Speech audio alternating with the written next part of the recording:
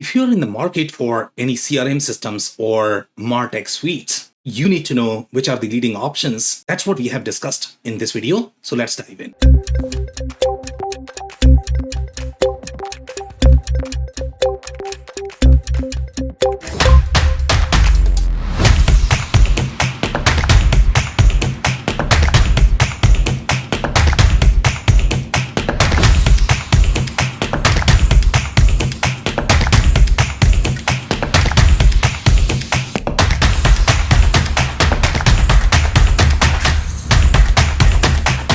Hello everyone, my name is Sam Gupta. I am principal at Elevate IQ.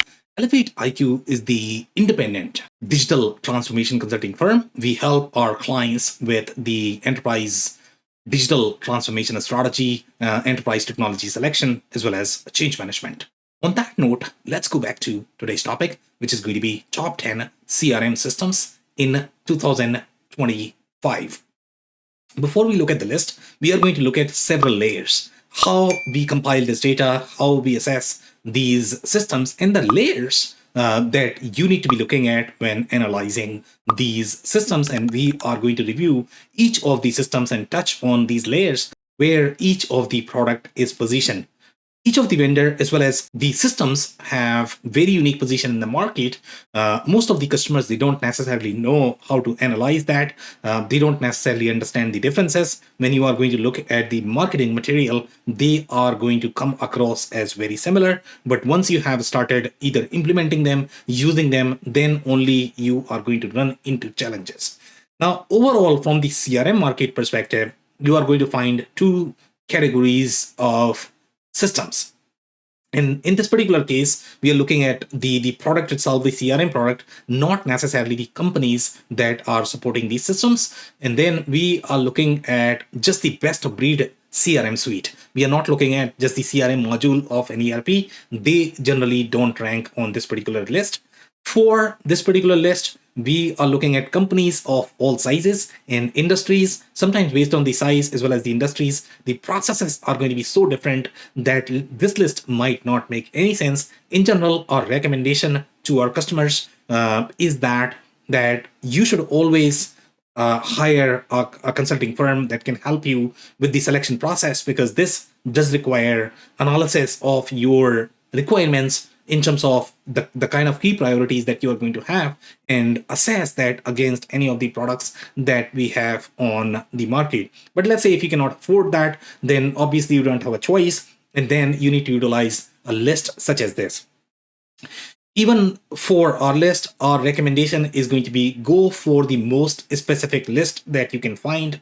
So for example, let's say we have several lists that we publish, and even for CRM systems, we are going to publish the list for CRM systems such as your manufacturing, retail, professional services. And even in that, we are going to have a segmentation such as not-for-profit, etc. And these things get deeper because each of these business models are probably going to have its own nuances based on their processes, based on their hierarchies they are going to have, among their customers. So these all factors matter when it comes to selecting the CRM. So again, try to find the list that is specifically designed for your industry as well as target market segment. If you cannot find that, you need to go upwards, and then whatever you can find, I guess that is probably going to be the best option. This is going to be generalized list for all of the market segments. So sometimes this could be slightly more generic, but hopefully some of these insights can help you in assessing where each of the products are, and hopefully help with your selection process. Some of the other layers that you need to be thinking about from the CRM perspective is that some CRM systems are primarily marketing automation systems.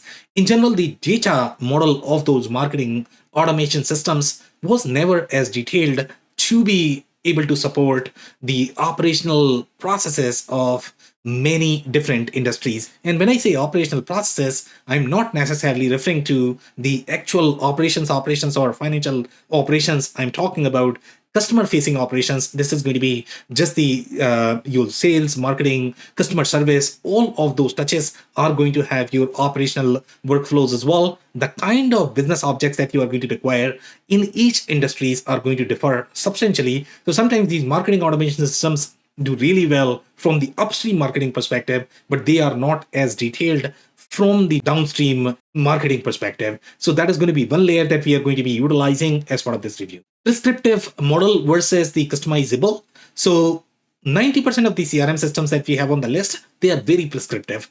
So if you are going to have plain vanilla sales process, they are easy. They might be able to support, let's say, the custom field, maybe custom objects, but that's the extent of it. They are not going to be as infinitely scalable that you might think, especially if you don't have as much background with CRM implementation.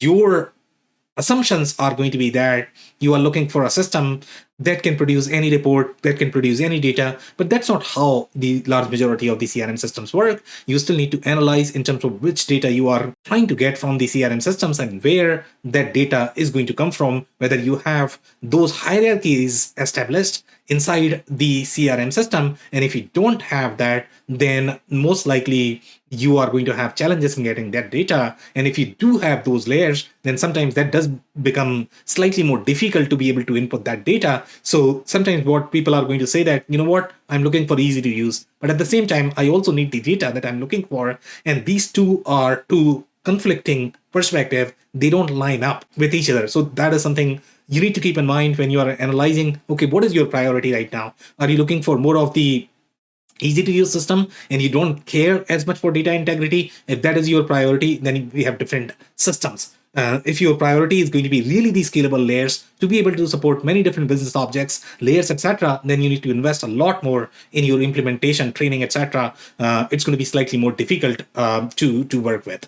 So the other layers that we have to compare these systems is some of these systems are going to be developed using slightly more modern technology. They might be able to support modern technologies such as webhooks, but then they are going to be limited in terms of the processing power that they are going to have. They might not have as much support for the custom object. So if you are going to have very ad hoc processes, very custom processes, that's where you are going to probably run into issues with that. So again, that is just one layer you need to keep in mind, and we'll be touching on all of these layers as we review the individual systems as part of this list. B2B versus B2C is another layer that we will discuss. B2B has very different processes. Sometimes systems are going to claim that they can do both. But again, B2C is a very different process. The kind of integrations that you are going to have there, the kind of intertwined processes that are going to be triggered across the systems. For example, let's say B2C systems are going to have much tighter alignment with the e-commerce systems. They are going to have much tighter alignment with your the CDP systems as well, that you are not going to find in B2B because the sales process is very different. The marketing processes are very different as well. We see all the time that sometimes these systems are being used where they are not necessarily designed for. And that's when companies run into real issues from the implementation as well as from the adoption perspective. Some CRM systems might claim that they are really easy to use, but sometimes they could be just a single feature. They might not have as comprehensive suite. So it might be just a single feature. In general, the large majority of the systems that we have, CRM systems that we have in the market, they acquired several different capabilities and they all consolidated as part of their product model, the data model. That's how most of these CRM systems grew. So just because a system might be easy to use, that does not mean that they have the suite capabilities. So that is another factor that you need to keep in mind. Overall, the number of variables that we have utilized to compile this list is product share, the acquisition strategy focused on CRM, product roadmap, community, ecosystem, win rate, technology strategy, as well as investors. So these are some of the layers that we look at when we analyze any CRM systems. Even for this, we have incorporated all of these variables. So now let's look at the list.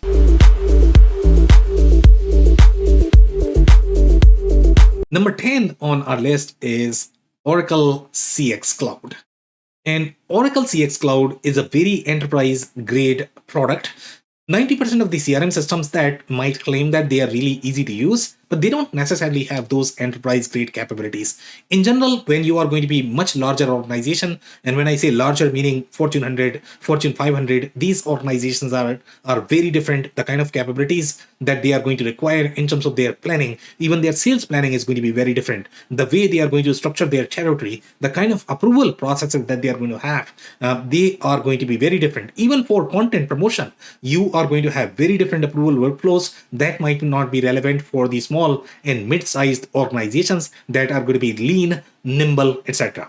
So Oracle CX Cloud is designed for those enterprise organizations. There are very few products in the market that have those enterprise grade capabilities, but obviously because of those capabilities they are going to be extremely difficult to implement. You would require a much higher IT maturity in terms of to be able to customize, and 90% of the CRM systems are more of the platforms. They barely have 5, 6 business objects. So you require a lot of development that you need to do on most CRM systems. And if you have not done this before, it's going to be a very heavy lift for your organization. So in general, Oracle CX Cloud does well in some of the industries. For example, telco, media, their CPQ, and CPQ is another area that probably we can spend hours in discussing that. For each of the industries, the CPQ is very unique.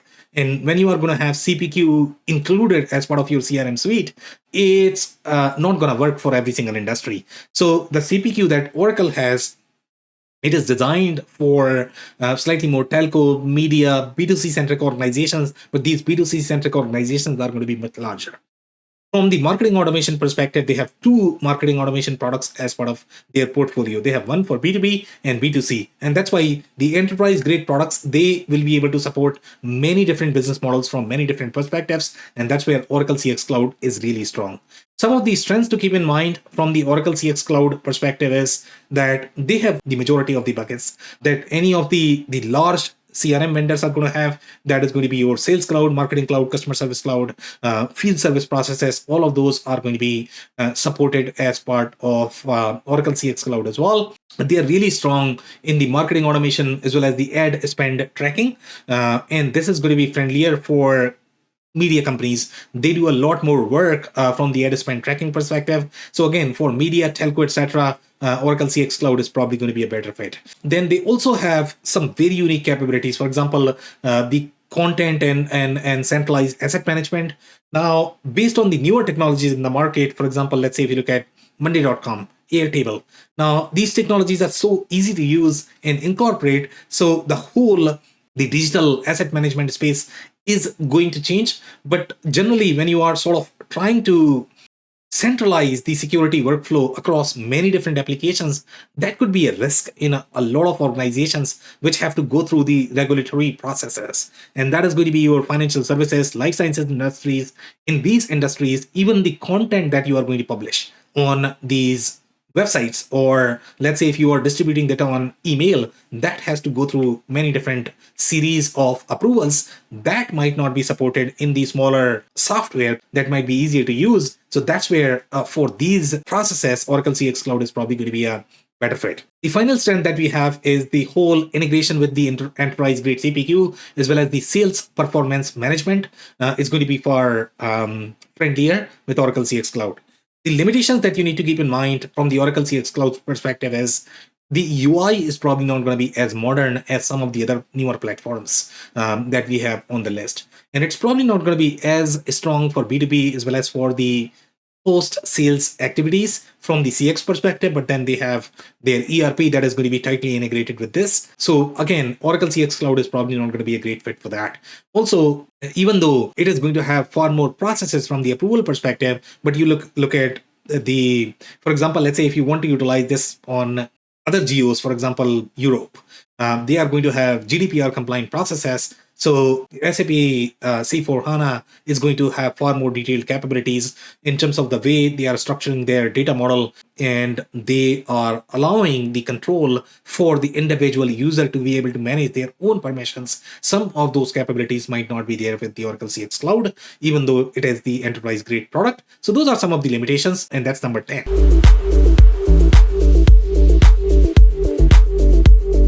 Now, number 9 on our list is SAP C4 HANA. SAP C4 HANA is a very similar product as your Oracle CX Cloud.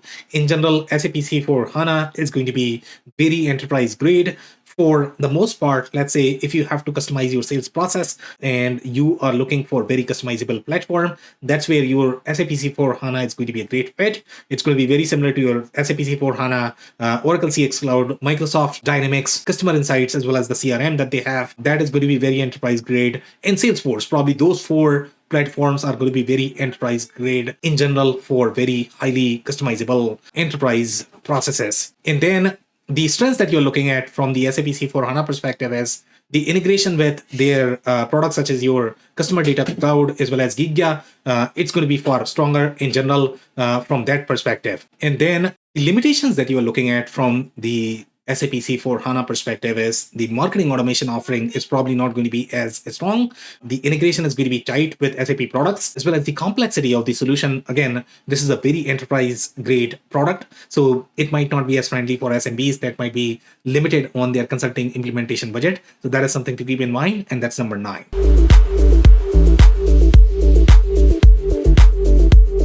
Number 8 on our list is Zendesk Cell. And Zendesk Cell is a very small product designed for very small SMBs. It's going to be especially friendly for companies that are going to be on the Zendesk product for their customer service, for their case management. Some of the strengths that we have from the Zendesk perspective is it's probably going to be really simple interface for startups. It's going to have much deeper process from the agent perspective, from the customer perspective. They are investing a lot more in those customer service processes. When you talk about the telco integration, etc., that's where their majority of the investment is. So that is going to be one of the strengths that you're looking at from the Zendesk perspective. Now, the other strength that you need to keep in mind is it might be easier transition for Zendesk user, even though this is a completely separate product that Zendesk bought. It used to be called Base CRM. So the integration is not going to be as smooth, as streamlined as you would expect. If you're buying 2 products or 2 modules of a product from the same vendor, but at least you are going to have some alignment from those 2 products. The calling as well as emailing sort of features are going to be okay with this particular app. You're not going to have as many problems with that. The limitations that you're looking at, the integration of those sales and support app, that is not going to be as great, as smooth, as streamlined. The marketing automation capabilities are not going to be as deep as you are going to find with products such as your HubSpot, as well as the advanced CRM capabilities. If you're looking for very customizable CRM, this is probably not the best fit. So that's number 8.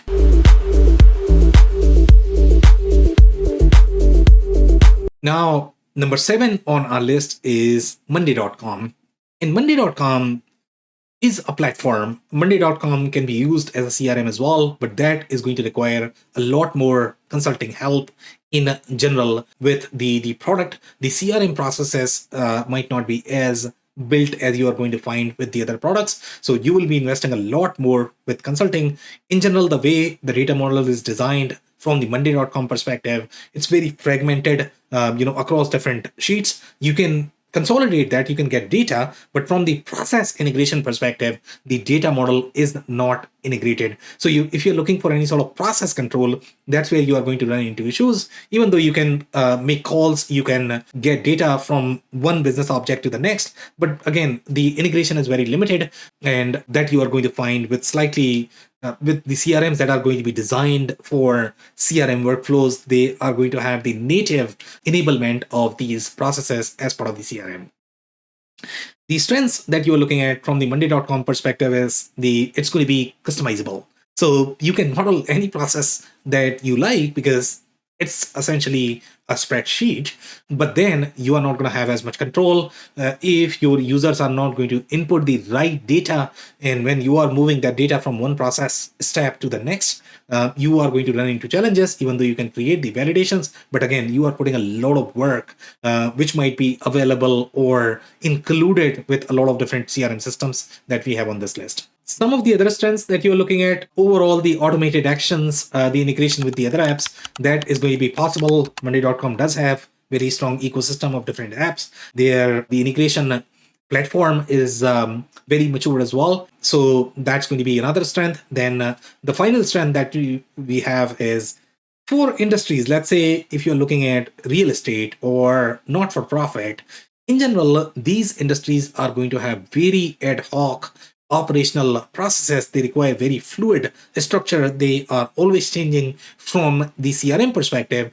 For those industries, it might be a great start It might not always be the best. Let's say if you are going to be slightly bigger organization where you have already outgrown some of the CRM systems, for those organizations, it might not be the best fit. But let's say if you're a startup, you just don't know your processes at this point of time, it might be great to start just a stopgap solution until you figure out, okay, which processes you want to implement in the mainstream CRM system to consolidate different teams that you might have. So in those scenarios, Monday.com could be a great fit. The limitation that you're looking at from the Monday.com perspective is, since it is so fluid that your users, the consultants, you have a risk of over customization, over engineering. And that's a big risk that we see across the spectrum, where companies have tried to over engineer, customize, and then now they have become their processes, and it's very hard to undo those processes once you get into a rhythm of a process. So that could be a risk that you need to keep in mind. Primarily a project management tool, it has far deeper capabilities from the project management perspective, not necessarily a CRM tool, but again, it's a spreadsheet, so you can do pretty much whatever you want, but then you are going to be spending a lot from the implementation consulting perspective. Data integrity is going to be a problem just because the business objects are not going to be as connected as you are going to find with the other CRM systems that we have on this list. So that's number 7.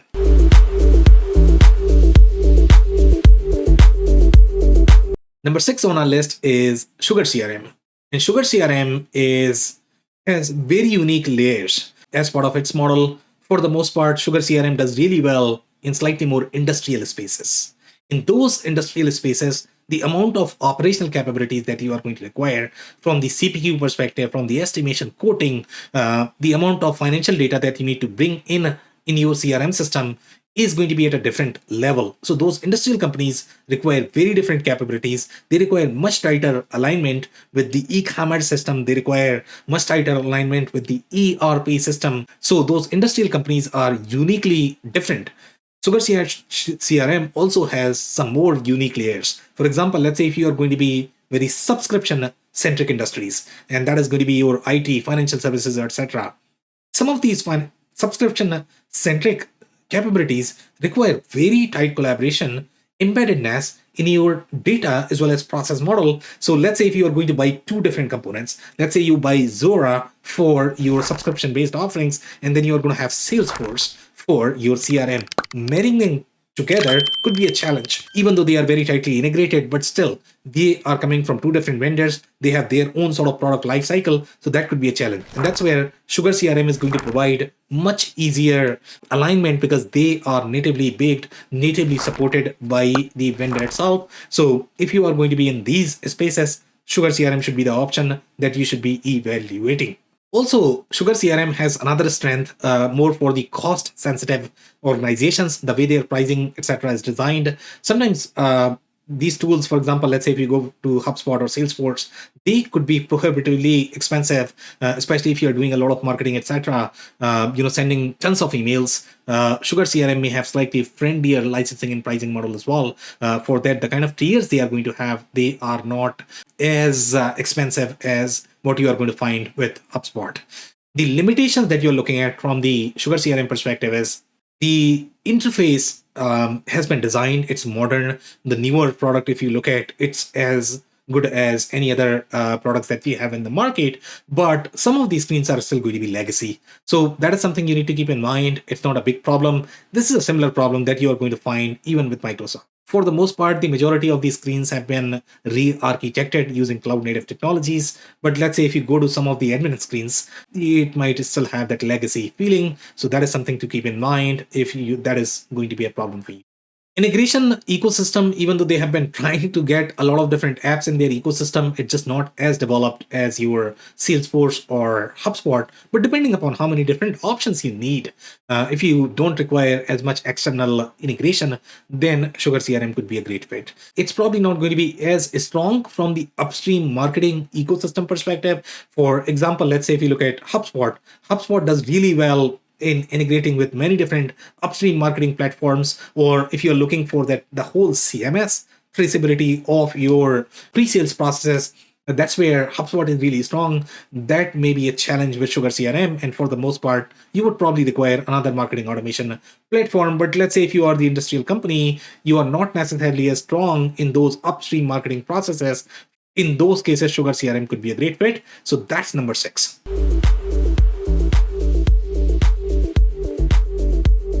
Number 5 on our list is Pipedrive CRM. In Pipedrive CRM is designed for the smaller organizations. For the most part, it is going to be a smaller product than your HubSpot, Salesforce, etc. Salesforce has many different products. They have one for startups as well. But for the most part, in terms of size, in terms of their data model, process model, Pipedrive is targeting slightly smaller companies in general. Overall, their unique differentiation, as well as the layers that you're going to find inside Pipedrive, they can support some of the CPQ processes as well. And now those CPQ processes, they are sometimes that could be tricky because CPQ is very unique to each of the micro industries. So even if you are going to have CPQ processes as part of your product model, that is probably not going to work for every single industry.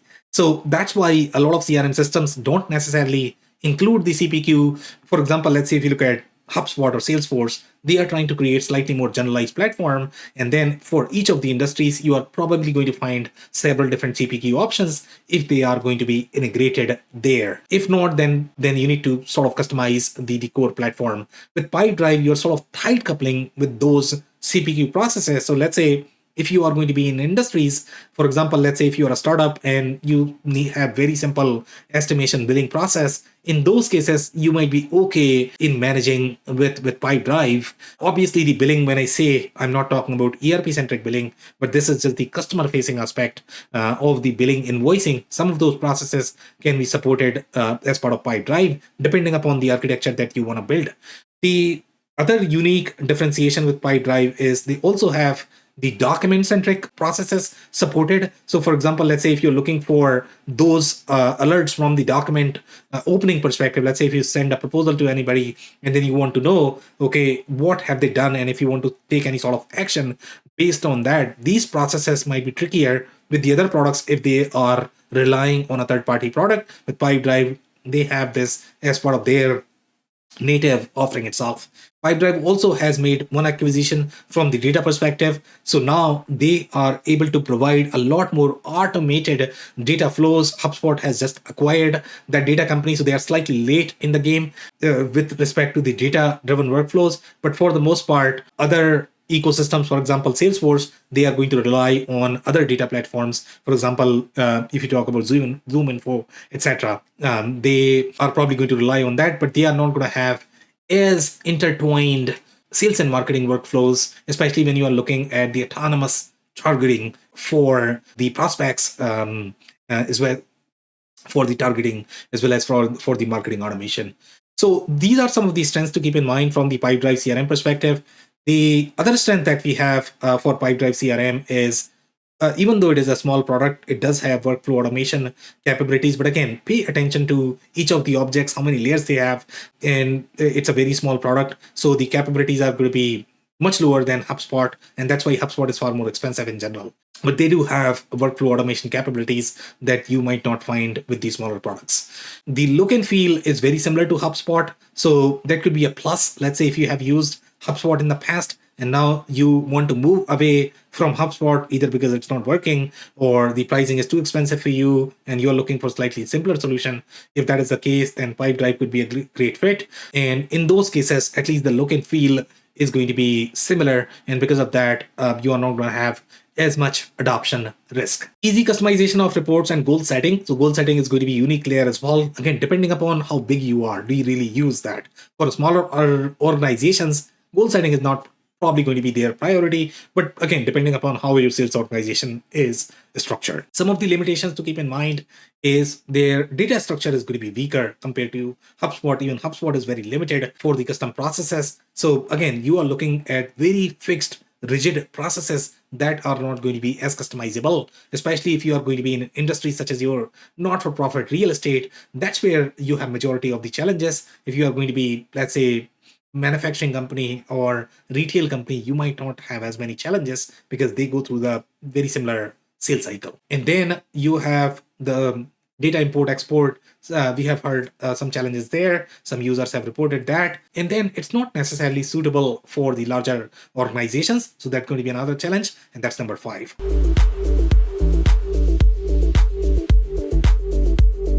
Number 4 on our list is HubSpot CRM. And HubSpot CRM is primarily good for marketing automation.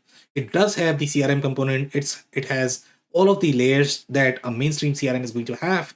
But for the most part, for the operational transactions, if you have plain vanilla sales process, then it's probably going to be okay. But if you have very custom process, very custom objects, HubSpot could be a challenge. We have seen a lot of failures in the HubSpot space, even though HubSpot community is going to argue that it is probably one of the best CRM products. It is best only for those industries where you have very rigid sales process. If you require very custom process, even though it is going to have custom objects, the custom objects have substantial limitations. So be careful with HubSpot. It's not designed for those operational capabilities, and that's why you have other CRM systems that are slightly better for that. But let's say if your priority is upstream marketing, you really care for the upstream marketing workflows, you care for ad integration, you care for traceability of each of the prospects that you are going to have across different channels. For those use cases, HubSpot is a greater fit, but not for the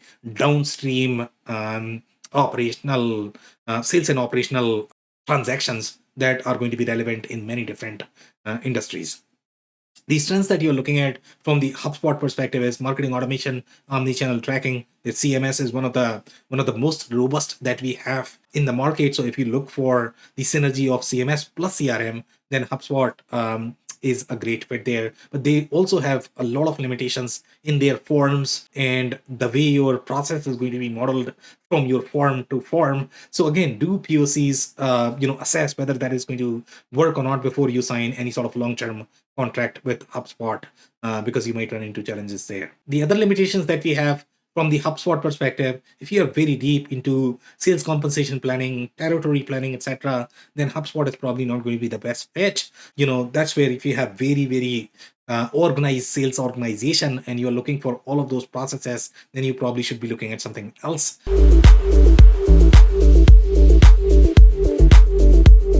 Number 3 on our list is Zoho CRM. And Zoho CRM is ideal for SMBs that are looking for slightly more downstream marketing processes.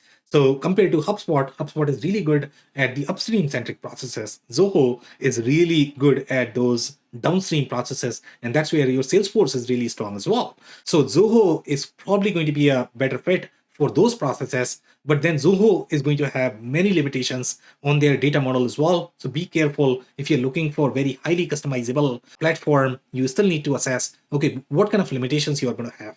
With each of the objects, you are going to have limitations in terms of number of field. Sometimes these constraints might be manageable, but other times they might not be okay. So again, Zoho CRM is designed for the SMB segment for slightly simpler processes that might require much higher customization than what you might be able to do with HubSpot. But again, it has limitations as well. So the strengths that you're looking at from Zoho perspective is the data model is very similar to Salesforce. So that is one of the unique advantage. For example, let's say if you are paying a lot to Salesforce, Zoho in general is going to be much cheaper with their offering. So that is one of the advantages to come to Zoho. And then as part of the Zoho suite, you are going to get much more and much more alignment on those apps, even though the data model is not as well integrated inside Zoho portfolio as well. So even though you are getting all of these from Zoho, but still you are going to run into challenges, but at least you have these apps from the same vendor. The workflow, data quality, custom apps, all of these can be done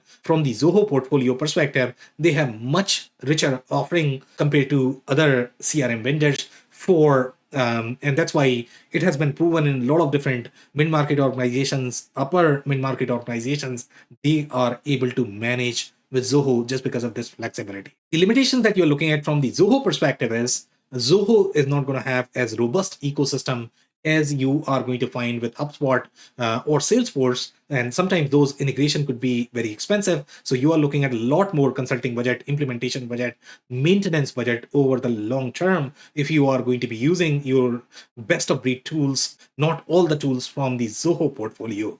If you can limit yourself inside the Zoho portfolio, then you are going to have much easier life. You are going to save a lot of money in with respect to the integration, etc.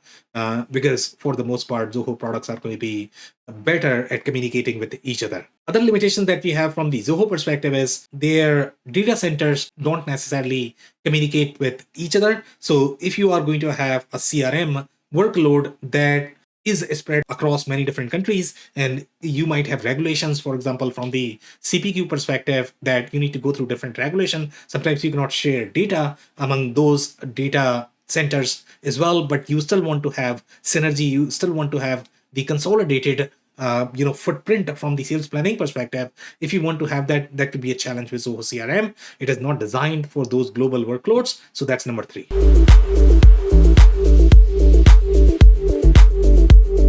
Number 2 on our list is Microsoft Dynamics 365 CRM and Customer Insights. And with Microsoft, the product is designed for very enterprise workloads. In general, it's going to have much better synergy with a lot of different Microsoft products. If you are going to be on Microsoft for ERP, field service, etc., that's where you are going to find much better alignment with Microsoft. Microsoft CRM is also customizable compared to any other CRMs, but then it's also going to be slightly more difficult to use just because of that customizability aspects. The number of layers that you are going to have, that number of layers that you need to go through to perform a very single transaction, sometimes that could require a lot of clicks with these platforms. But again, that's what gets you the scalability. So depending upon your business model, depending upon your processes, how much scalability do you want? If you need scalability, then you don't have a choice but to go for slightly more complex platforms, because if you try to model this in simpler solutions such as your HubSpot, it's probably not going to work. The other strength that you have from the Microsoft Dynamics 365 CRM in customer insights perspective is the business objects that you have. It's highly customizable. So you can model very complex sales and marketing processes that might not be possible with other smaller systems. The Microsoft products are going to be far more integrated also in the Microsoft CRM space. Their ecosystem is much more developed. In general, if you're looking for any third-party applications, whether these are going to be data applications or any other applications that you're looking at, or telco integrations, all of these are going to be part of their ecosystem. In general, it's a much bigger ecosystem. And then the customer insights product is very enterprise grade CDP product as well. So that has much deeper capabilities as you are going to find with any other enterprise grade CDP. So that's a huge strength with Microsoft Dynamics 365 CRM and customer insights. Limitations that you're looking at from the Microsoft Dynamics product perspective is when you are looking at the website integration, when you look at the traceability of these upstream marketing processes, that might be a challenge. And that's why companies use, let's say they are going to use Microsoft Dynamics 365 for the downstream processes, and then they are going to use either ActiveCampaign or HubSpot as the marketing automation product. That is the acceptable arrangement from the architecture perspective, just because these two tools are going to have very different capabilities. They are really strong in both of these areas. So you might want to consider that. But for the most part, the upstream layers are going to be weaker in general with Microsoft Dynamics 365 CRM. Overall, the consulting support is going to be far more expensive compared to the other products, and data model is probably not going to be as fluid as what you're going to find with the other products. So that's number 2.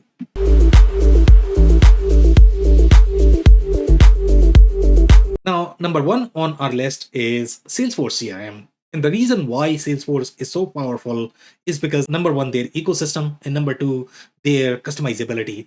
The number of sales and marketing processes that you are able to model across the industries, across different business models, that majority of the vendors that we have, even if they claim that they are as capable as Salesforce, it's just not possible, because they're the custom objects that we have with Salesforce.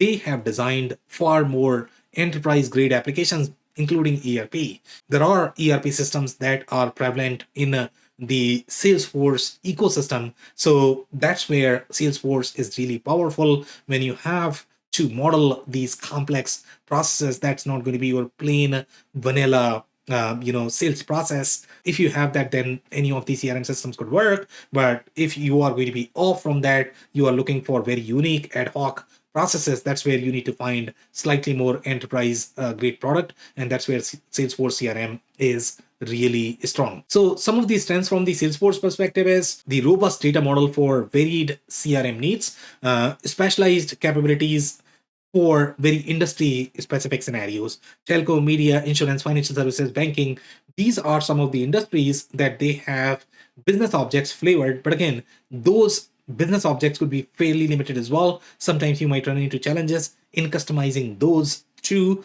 So there are always going to be pros and cons, but at least with Salesforce, you will be able to customize, even though the customizing that would require a lot of consulting help, the implementation budget. So make sure you are going to need these capabilities, and then only you should be selecting Salesforce as your CRM.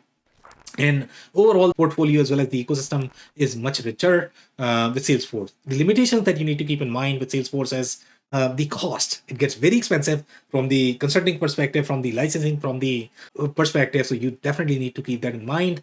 And the upstream marketing capabilities, especially if you care for the website traceability, website integration, all of those upstream centric processes, that is going to be a challenge with Salesforce, even if they have the marketing automation product. But with that as well, you will run into issues. Salesforce is far superior for the downstream processes. And then maybe you want to use another marketing automation product, for example, HubSpot on top of Salesforce for those upstream marketing processes. Not as integrated for the omni-channel traceability. And again, you need to create the architecture for that. You have several options available in the Salesforce ecosystem. So Salesforce native capabilities might not be as great fit, but then you need to utilize several other options that are probably going to be better fit. But let's say if you're looking for just the system of record from the sales and marketing perspective, then your Salesforce CRM is the best fit. So that's number one. If you enjoyed this video, we are going to link a detailed article that is going to have much deeper insights. So you might want to check that. This podcast is also available in the audio form on major podcasting platforms. So if you prefer that, check there and leave review if you really like that. We publish these videos on a weekly basis. So hit the subscribe button if you don't want to miss them. And if you have not checked our digital transformation report, we include a lot of these rankings, especially the enterprise-wide perspective, combining from many different systems and processes, and then how to be successful with your digital transformation journey. So we are going to include the QR code that is going to be displayed throughout this video. So you might want to download that and check that out. On that note, thank you so much for tuning in. I'll see you in the next video.